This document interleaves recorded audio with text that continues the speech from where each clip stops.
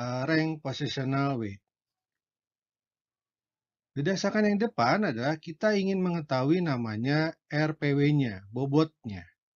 Bobotnya didapat dari total waktu proses operasi tersebut ditambahkan dengan proses operasi yang mengikutinya. Ya.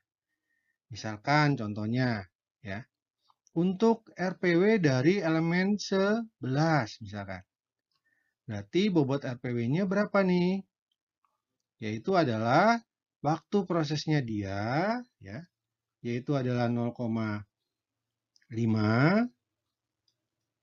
ditambah dengan waktu operasi setelahnya. Setelahnya itu adalah si 12, yaitu adalah 0,12.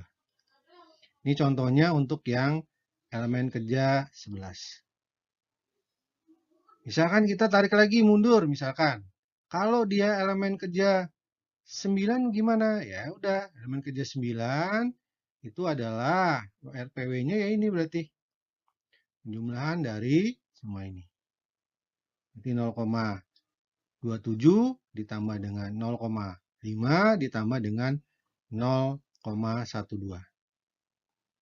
Nah, kalau misalkan 4 bagaimana? Misalkan, ini 4 misalkan.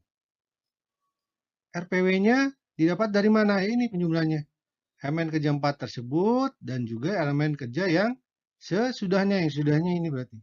Nah, ini. Kan?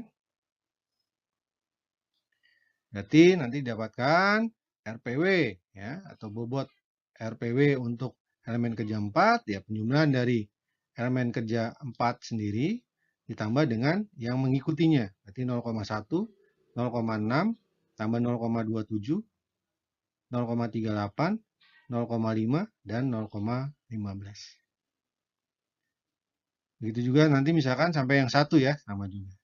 Sehingga kita bisa mendapatkan, mengurutkan nilai dari RPW yang terbesar sampai RPW yang terkecil sebagai berikut. Elemen kerja 1, elemen kerja 3, ya. Ini kita urutkan dari nilai RPW yang terbesar. Ini elemen waktu elemen kerjanya sesuai dengan tabel kasus yang depan. Ini untuk yang elemen sebelumnya. Ya. Dari dua ini, nah bagaimana penyelesaiannya? Ya, untuk yang dari kasus tersebut di atas.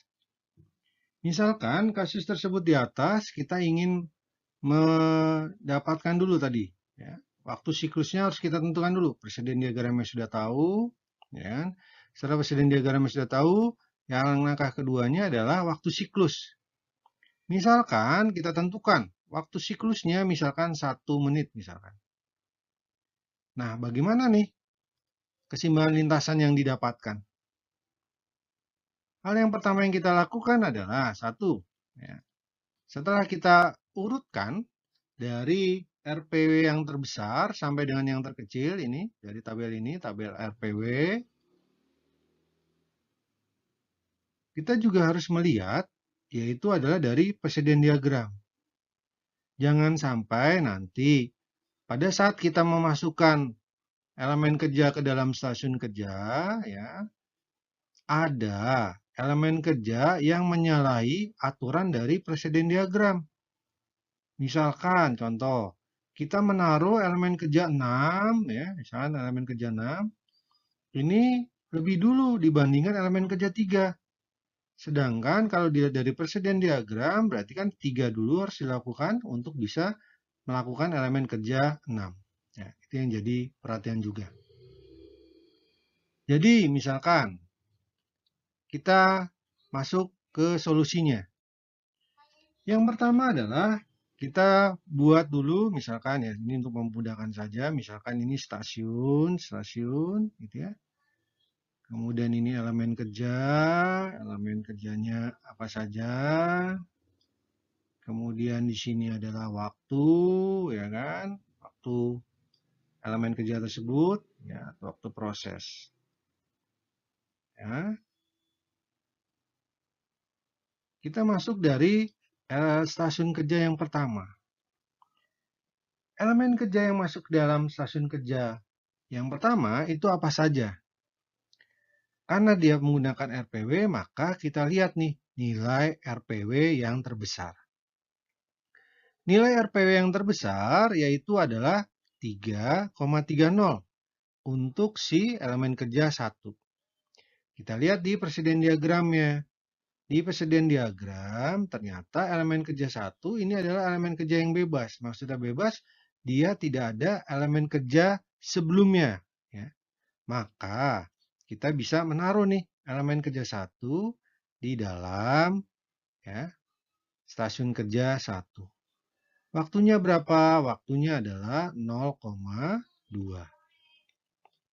Ya.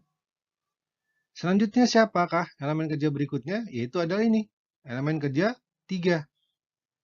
Di elemen kerja 3, karena dia nilai RPW-nya besar, ya, kita bisa memasukkan nih di sini elemen kerja 3. Kemudian, waktu prosesnya berapa? Waktu prosesnya di sini adalah ternyata 0,7. Ya. Kemudian kita lihat, oh ternyata dia masih bisa masuk. Ya, 0,2 untuk stasiun elemen kerja 1 dan elemen kerja 3 0,7. Berikutnya kita lihat elemen kerja mana yang kita masukkan ke dalam stasiun kerja 1. Berdasarkan dari nilai RPW yaitu adalah si 2 ini. Elemen kerja 2. Karena dia RPW-nya 2,67. Ya. Nah kita lihat lagi. 2 di sini ternyata ya, dia adalah elemen kerja bebas. Sebelumnya, elemen kerja sebelumnya tidak ada. Ya. Berarti sebenarnya kita bisa memasukkan 2 di situ. Ya. Di elemen kerja 1. Maaf, di stasiun kerja 1. Nih. Kalau kita masukkan elemen kerja 2 di stasiun kerja 1, waktunya adalah 0,4. Ya. Kalau kita masukkan di situ, nah ternyata totalnya, ya, kalau kita total nih, si elemen kerja 1, elemen kerja 3, dan elemen kerja 2, kita masukkan ke dalam satu stasiun kerja, totalnya dari waktu ke 3 elemen tersebut, ini adalah sekitar 1,3. Ya. Nah, sedangkan waktu siklus yang diinginkan, yang kita tentukan, itu adalah waktu siklusnya adalah 1 menit. Maka kita tidak bisa memasukkan elemen kerja 2 ke dalam stasiun 1, stasiun kerja 1. Maka kita masukkan nih sebenarnya, kita pisah berarti. Berarti elemen kerja 2 ini kita masukkan ke dalam stasiun kerja yang berbeda. Itu adalah misalkan di stasiun kerja 2. Nanti di sini masuk di elemen kerja 2, waktu prosesnya adalah 0,4.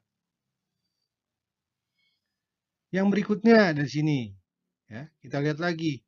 Range yang berikutnya adalah RPW-nya yang terbesar berikutnya adalah 1,97, yaitu adalah untuk elemen kerja 4, ya.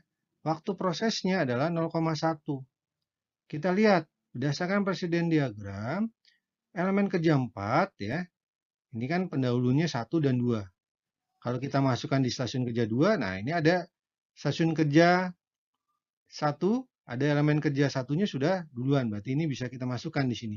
Berarti elemen kerja 4 bisa kita masukkan ke dalam stasiun kerja 2. Waktu prosesnya berapa? Waktu prosesnya adalah 0,1. Seterusnya, ya. Seterusnya adalah misalkan berapa nih? Yaitu adalah stasiun elemen kerja 8, ya. Elemen kerja 8 dia memiliki RPW yaitu adalah 1,87, ya.